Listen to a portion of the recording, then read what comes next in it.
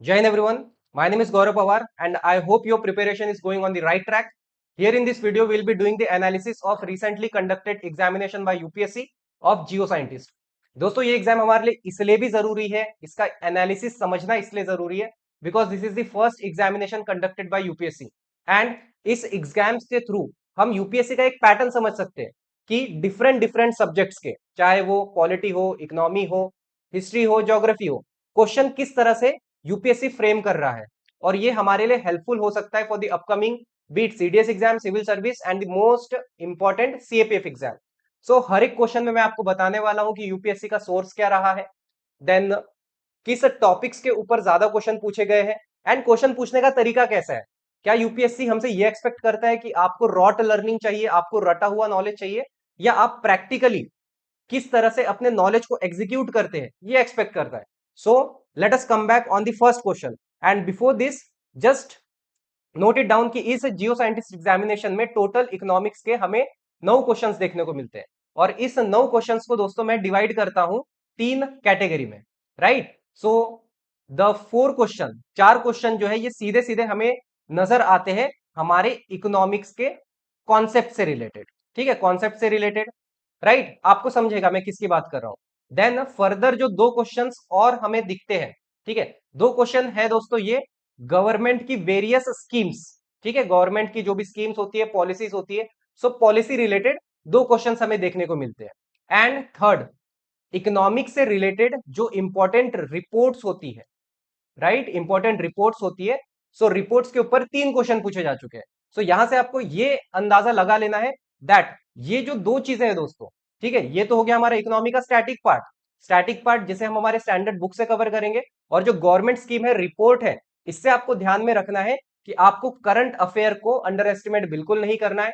जितनी भी important report है उसके डेटा को आपको समझना है, उसे नोट डाउन करना है.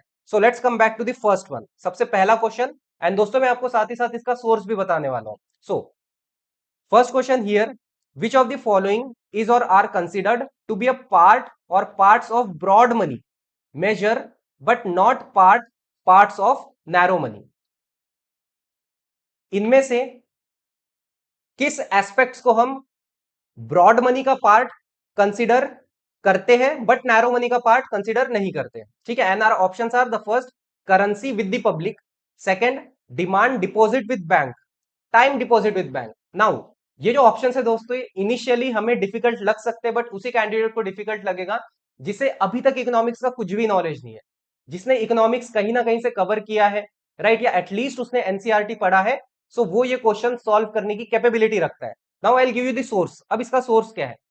सोर्स से पहले दोस्तों हर कोई टॉपर आपको ये रिकमेंड करेगा कि भाई इकोनॉमिक्स के लिए आपको जो 12th क्लास की आपकी 2 एनसीईआरटी है, first it is micro and second it is macro, with the important emphasis on macro economy. ये 2 आपको करनी ही करनी है, राइट. एंड ये क्वेश्चन का जो कॉन्सेप्ट है, नैरो मनी और ब्रॉड मनी का कॉन्सेप्ट, ये हमें देखने को मिलता है class 12 macro economy chapter 3 money and banking. Money and banking में अगर आप देखते हो, so there is a proper mention of what is narrow money and what is broad money, right. But at the same time our NCERT, this macro and macro, these are not the complete, ये complete source नहीं है हमारे economics को cover करने के लिए, right. तो फिर ये बुक बताती क्या है? ये बुक हमें ये बताती है कि भाई आपके ये टॉपिक्स छूटने नहीं चाहिए.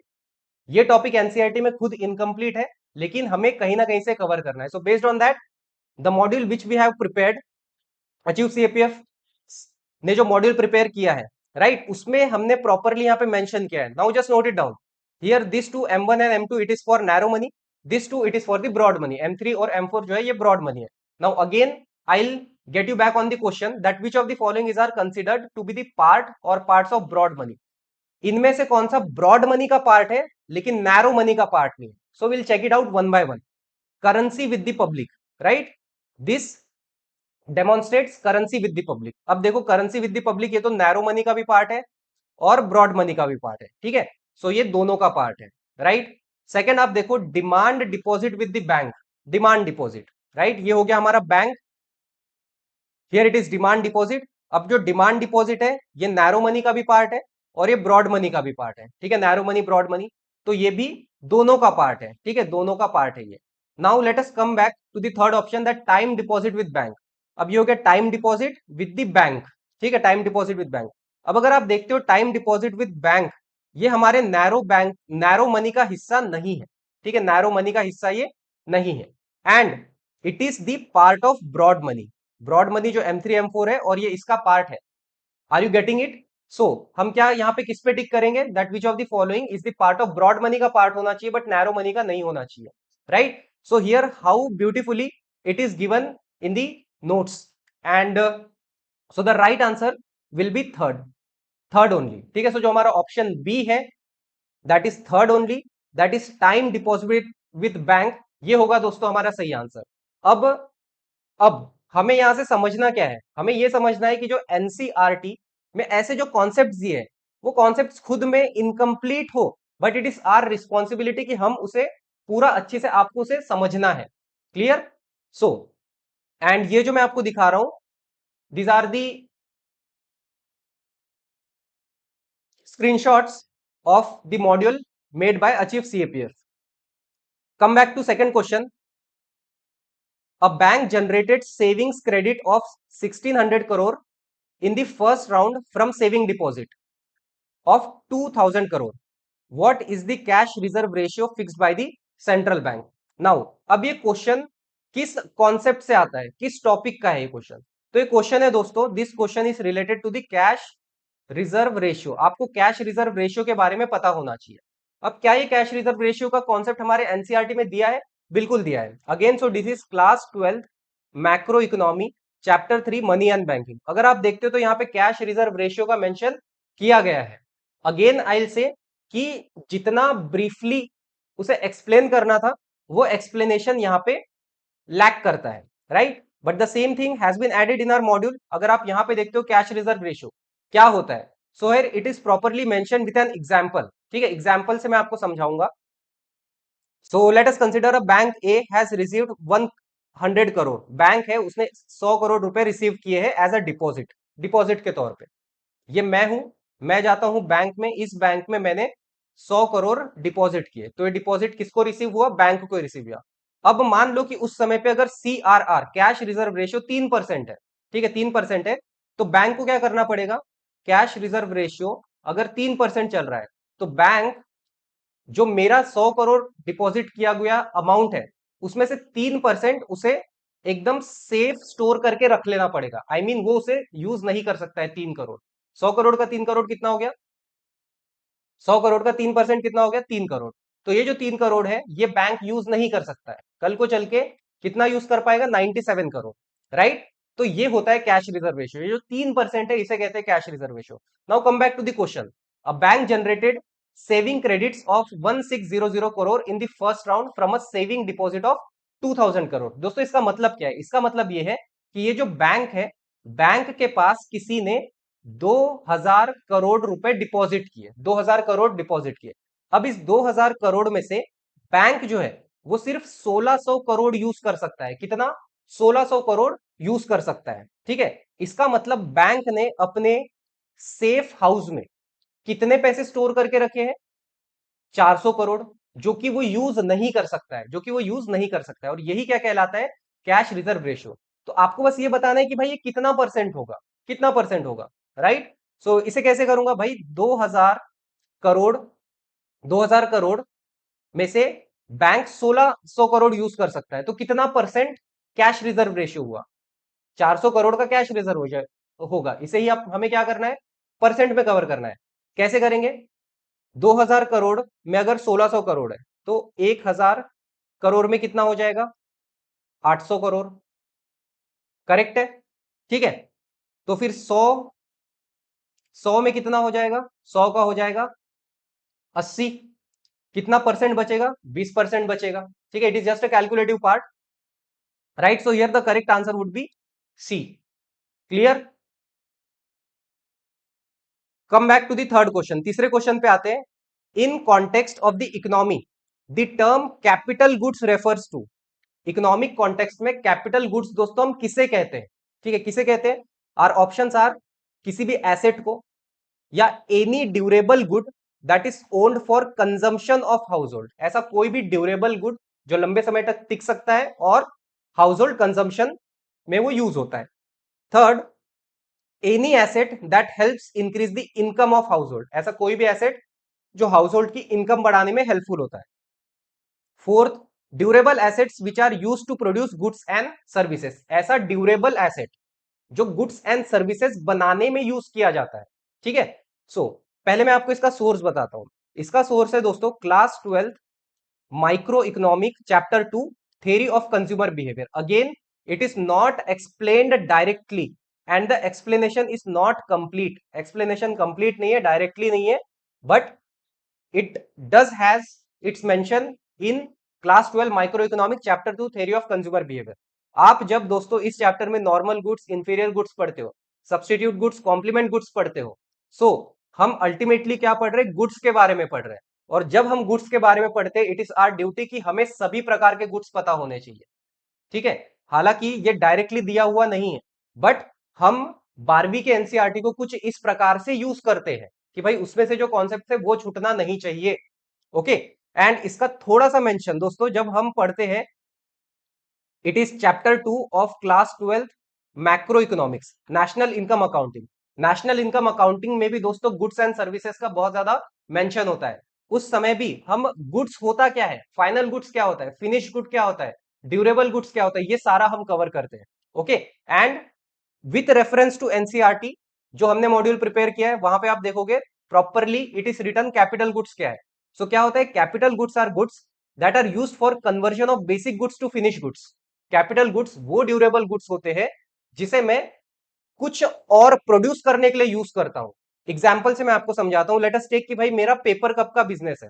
ठीक है, पेपर कप का बिजनेस है। मैं क्या करता हूं? पेपर से कप बनाता हूं। ओके, अब इसे बनाने के लिए मेरी जो भी फैक्ट्री है, ठीक है, मेरी जो भी छोटी सी हाउस होल्ड कंपनी है, इसमें मुझे एक मशीन लगती है, एक मशीन लगेगी। ये वो मशीन है जिससे इस साइड से पेपर जाने वाला है और यहां से मुझे कप बन के मिलेगा। ओके, सो ये मशीन क्या हुआ? ये मशीन कहलाती है मेरी कैपिटल गुड।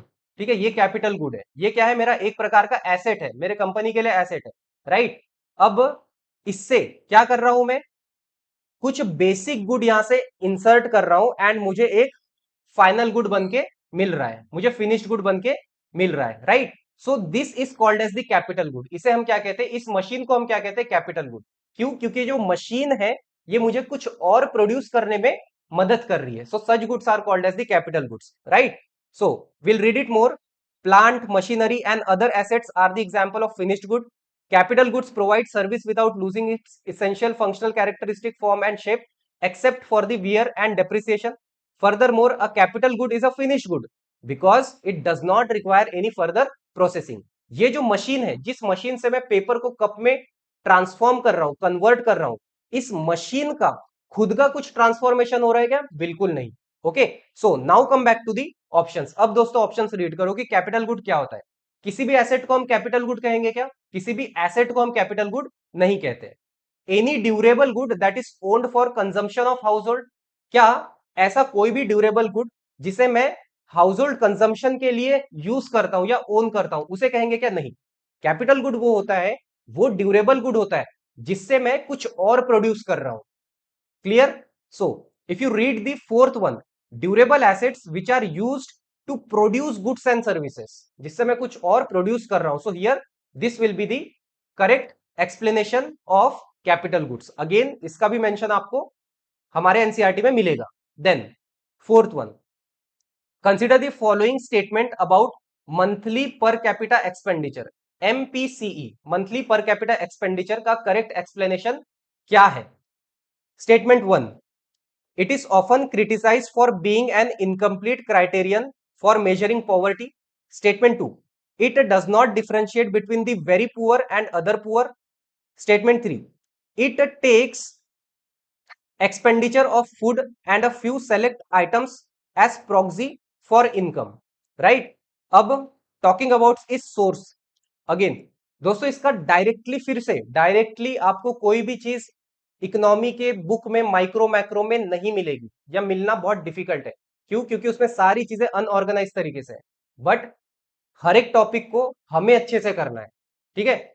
सो अगर आप देखते हो, so this is our handout which is design by me only. So यहाँ पे अगर आप देखते हो, यहाँ पे there is a mention of monthly per capita expenditure, जिसे मंथली पर कैपिटा एक्सपेंडिचर को मैंने प्रॉपरली एक्सप्लेन किया है। साथ ही साथ यहाँ आप देखते हो ट्रांजिएंट पुअर। ट्रांजिएंट पुअर क्या होता है, सेम हैंडआउट में ट्रांजिएंट पुअर को भी एक्सप्लेन किया गया है। Now let us come back to the question कि भाई कौन सा सही है कौन सा गलत है।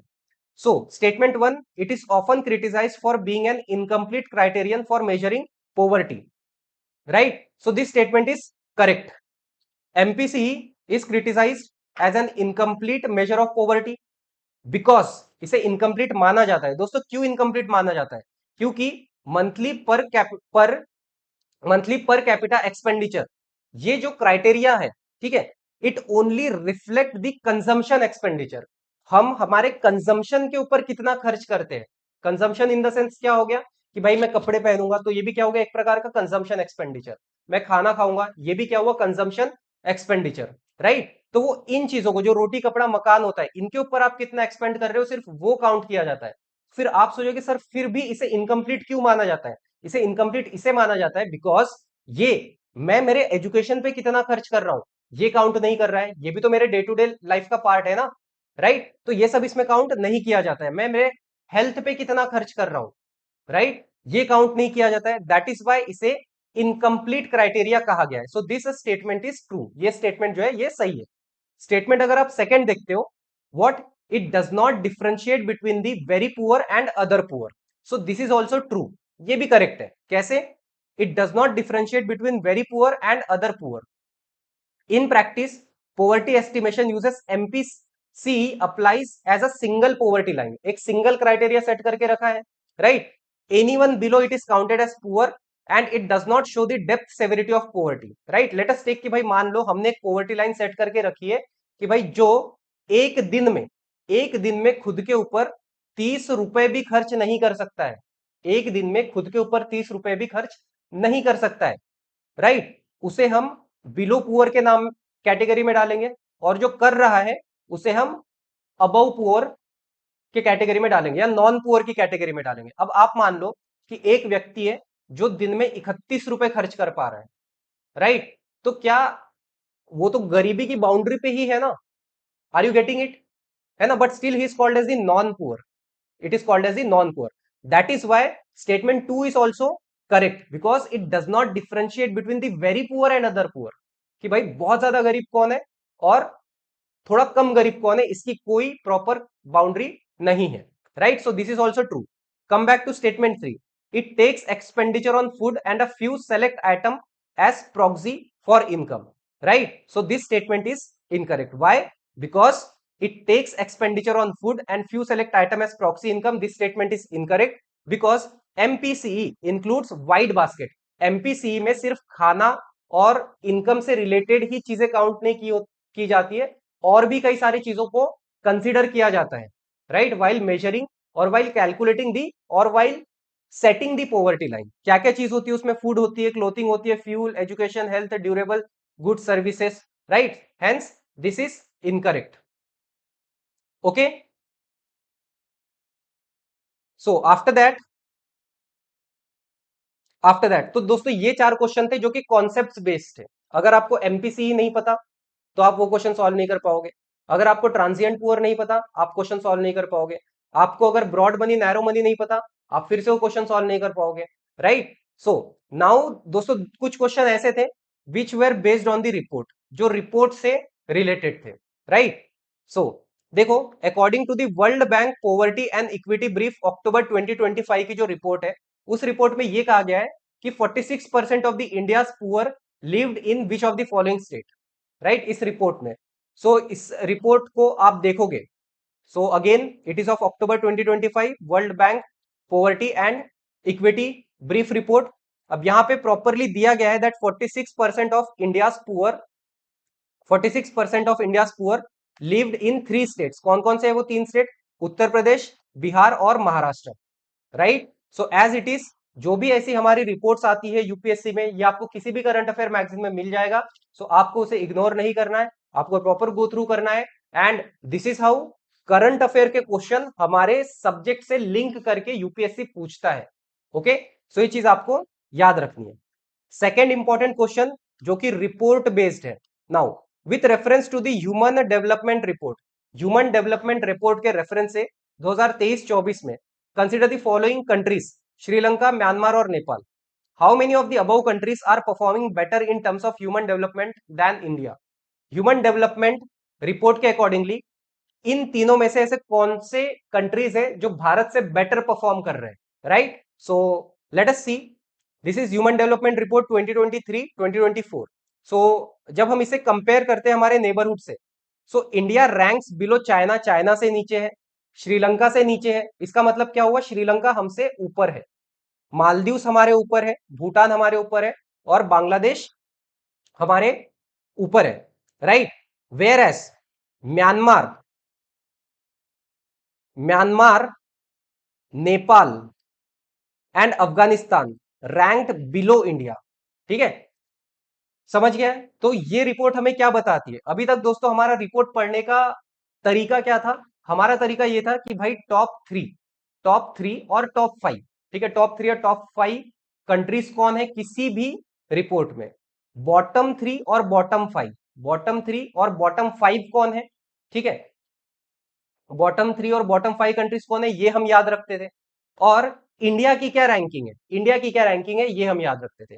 ये रिपोर्ट और ये क्वेश्चन यूपीएससी हमें ये बता रहा है कि आने वाले समय पे मैं आपसे ये भी पूछ सकता हूं कि इंडिया के जो नेबरहुड है, ठीक है, इंडिया अपने नेबरहुड के कंपैरिजन में कहां स्टैंड करता है, अपने नेबरहुड में इंडिया कौन से ऐसे देश है जिनसे वो बेटर परफॉर्म कर रहा है, या कौन से दूसरे नेबरहुड कंट्रीज है जो इंडिया से बेटर परफॉर्म कर रहे हैं। तो ये सीखना है हमें यहां से, right?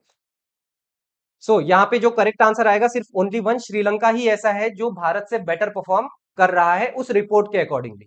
Then we have one more question based on the report, ठीक है, 3 क्वेश्चन रिपोर्ट के बेसिस पे, तो हम इसे देखेंगे। With reference to the distribution of employment in India for the year 2024 and 2025 consider the following statement. First, self employment is a major source of employment for men in rural area. दोस्तों देखो, कुछ कुछ report ऐसे होते हैं जो हमें logically solve करना है, आई मीन उन क्वेश्चन के ऊपर हमें रिस्क लेना है। किस तरह से रिस्क लेना है यहां पे आपको समझाता हूं। Again will read it again, the question statement जो है फिर से हम रीड करेंगे। With reference to the distribution of employment in India for the year 2024 and 2025, 2024-25 में एम्प्लॉयमेंट डिस्ट्रीब्यूशन भारत में कैसा है उससे रिलेटेड है। Self employment is the major source of employment for men in rural area. Rural area में अगर आप देखते हो, सो जो सेल्फ एम्प्लॉयमेंट है वो एक मेजर सोर्स ऑफ इनकम है मेन के लिए। यू हैव टू थिंक कि जो रूरल इंडिया है, रूरल एरिया में लोग क्या मैन्युफैक्चरिंग सेक्टर में ज्यादा काम करने जा रहे हैं क्या? क्या आईटी इंडस्ट्री में ज्यादा काम करने जा रहे हैं क्या? क्या वो गवर्नमेंट गवर्नमेंट के लिए ज्यादा काम कर रहे हैं क्या? थोड़ा सा सोचो। या वो सेल्फ एम्प्लॉयड है, खुद की खेती है, खुद के खेतों में काम कर रहे हैं, right? So based on that you can at least say yes, self employment is a major source of employment for men in rural area. So that is correct. Second statement पे आओ, casual wage work is a major source of employment for women, right? So it is not, casual wage work is not a major source of employment for women, major source नहीं है, right? So क्या होगा, for women specially in rural India और for the rural women the dominant category is self employment. अब women के लिए भी जो डोमिनेंट कैटेगरी है सेल्फ एम्प्लॉयमेंट के लिए, वो कैजुअल लेबर नहीं है, तो फिर क्या है, वो है, ठीक है, वो है self employment. Are you getting it? Hence it is incorrect. Statement 3, proportion of women engaged in self employment in rural area is more than that in the urban area, so that is also correct. Report के accordingly जो distribution of employment in India 2024 and 2025 के accordingly, proportion of women engaged in self employment in rural area is more than that of men, is more than that of women in the urban area। ठीक है, तो ये statement भी सही है। तो हम क्या करेंगे यहाँ पे, सेकंड को एलिमिनेट कर देंगे, सेकंड को एलिमिनेट कर देंगे, and 1 and 3 are the correct one. ठीक है, तो दोस्तों ये रिपोर्ट बेस्ड क्वेश्चन थे, हमने यहाँ पे 3 रिपोर्ट बेस्ड क्वेश्चन डिस्कस किए। देन आप देखोगे, consider the following statement about the संकल्प स्कीम, संकल्प स्कीम से रिलेटेड, राइट? सो 2 क्वेश्चन है जो कि स्कीम से रिलेटेड है, स्कीम से रिलेटेड। अब संकल्प स्कीम क्या है, It is a program of Ministry of Skill Development and Entrepreneurship with loan assistance from the World Bank, right? So again संकल्प स्कीम के बारे में 2018 में इसका लॉन्च हुआ था by the ministry of skill development and entrepreneurship, and इसकी जो फंडिंग है, इसकी funding is supported by world bank. Okay, it is primarily supported by the World bank. So statement 1 is correct. अब स्किल डेवलपमेंट मिनिस्ट्री ने अगर इसे launch किया है तो स्किल डेवलपमेंट मिनिस्ट्री का पर्पस क्या होगा? ठीक है, स्किल प्रोवाइड कराना, अनस्किल को skill banana. So quality assurance of skill development program is one of the result area in this scheme. Statement 3, inclusion of the marginalized population is not an objective of the scheme. अब आप देखो कि ये कितनी negative बात है कि जो मार्जिनलाइज सेक्शन है उसे इंक्लूड करना इस स्कीम का ऑब्जेक्टिव नहीं है. ठीक है, तो ये बहुत ही एक्सट्रीम हो गया ये, और यहाँ पे पर्पसफुली नॉट को ऐड किया है. So hence it is incorrect. ठीक है, ये वाला जो स्टेटमेंट है तीसरा, ये इनकरेक्ट होगा. ओके, यहाँ पे अगर आप देखते हो इंक्लूजन में बात करते हो तो focusing on increasing the participation of women, SC, ST, person with disability in vocational training and ultimately the marginalised section, right. So statement 3 is not correct. जो सही होगा वो 1 and 2. ठीक है, 1 and 2 are the correct one. Last question we have is related to the scheme that is Deen Dayal Antyodaya योजना national rural livelihood mission. दोस्तों देखो, national rural livelihood है. ठीक है, रूरल लाइवलीहुड का मतलब क्या होता है कि भाई विलेज बैकग्राउंड में हम जो विलेजर्स है वो अपना गुजारा किस तरह से करेंगे, ठीक है, उससे रिलेटेड ये स्कीम है, राइट. सो इसका पर्पस क्या होगा? It aims to reduce poverty by enabling poor household to access gainful self employment and skilled wage employment opportunities. So obviously ये तो इसका पर्पस होना ही चाहिए, गरीबी मिटाना या गरीबी कम करना. कैसे? ताकि लोगों को सेल्फ एम्प्लॉयमेंट प्रोवाइड करा सके. उस बेसिस पे क्या होगी? पोवर्टी उनकी कहीं ना कहीं कम होगी. It assures that at least 2 members from each rural poor household would be bought under the self-help group network, right? अब यहाँ पे दोस्तों सोचने वाली बात है, कोई स्कीम क्या ये एश्योरेंस दे सकती है कि मैं हर घर से दो मेंबर को सेल्फ हेल्प ग्रुप के अंदर लेके आने वाला हूं, राइट. सो यहाँ पे अगर आप देखते हो, सो इस स्कीम का टारगेट ग्रुप क्या है? टारगेट ग्रुप ये है कि 1 women member from each identified rural poor household. ठीक है, कोई भी दो नहीं, किसी एक रूरल पुअर हाउसहोल्ड से एक जो मेंबर रहेगी उसके ऊपर, वो भी विमेन मेंबर, उसके ऊपर हम फोकस करेंगे. सो इस वजह से सेकंड स्टेटमेंट हमारा एलिमिनेट होने वाला है. The program leverages community resources to build institution and promote livelihood, right. So that is also correct. यहां पे जो सही आंसर होगा वो होगा 1 and 3. 1 and 3 are the correct question. So that is what the analysis of geo scientist examination recently conducted by UPSC. साल का पहला यूपीएससी ने पेपर कंडक्ट करा के हम एस्पिरेंट्स को ये हिंट दिया है कि आपका पढ़ने का तरीका क्या होना चाहिए, मैं क्वेश्चन किस तरह से फ्रेम करूंगा, ये सारी चीजें हमने बताई है. If you are facing any kind of difficulties in understanding economy, again sources की अगर आप बात करोगे दोस्तों, एनसीईआरटी आपको स्किप नहीं करनी है, but at the same time I would say NCERT is not the complete source. आपको दूसरे सोर्सेस उसके साथ सप्लीमेंट करने पड़ेंगे. एनसीईआरटी में जो भी टॉपिक्स इनकम्प्लीट है आपको कंप्लीट खुद से उसे करना पड़ेगा, right. So and if you haven't prepared economics yet, so I have prepared a complete economics module specifically targeting our exam with the complete discussion of PYQ. हर एक टॉपिक वाइज PYQ वहां पे discuss किया गया है, right. सो आप वो course join कर सकते हो. जो भी क्वेश्चंस मैंने आपको बताया है कि भाई ये जो 4 क्वेश्चन थे ये स्टैटिक इकोनॉमिक्स नॉलेज पे बेस्ड थे, एंड आप देखोगे तो उसका मेंशन एनसीईआरटी में है. सो उसे हमने यहाँ पे कंप्लीटली हर एक टॉपिक को with detailed explanation with the proper discussion of PYQs के माध्यम से हमने हर एक चीज यहाँ पे कवर की है. So you can enrol, you can contact on the following numbers or the Telegram handle given in the description. Furthermore you can also join game changer, जहां पे एनसीईआरटी को प्रॉपरली मैंने डिस्कस किया है, इकोनॉमिक्स की NCERT को मैंने discuss किया है, हर एक क्वेश्चंस को वहां पे डिस्कस किया है. So this are the 2 programs from which you can learn the complete course, or you can also enroll into the specific subject understanding. So that's all in this discussion. I hope you like the analysis. Please take and understand what pattern UPSC is following, right? So till then, study well, have a good day, and Jai Hind.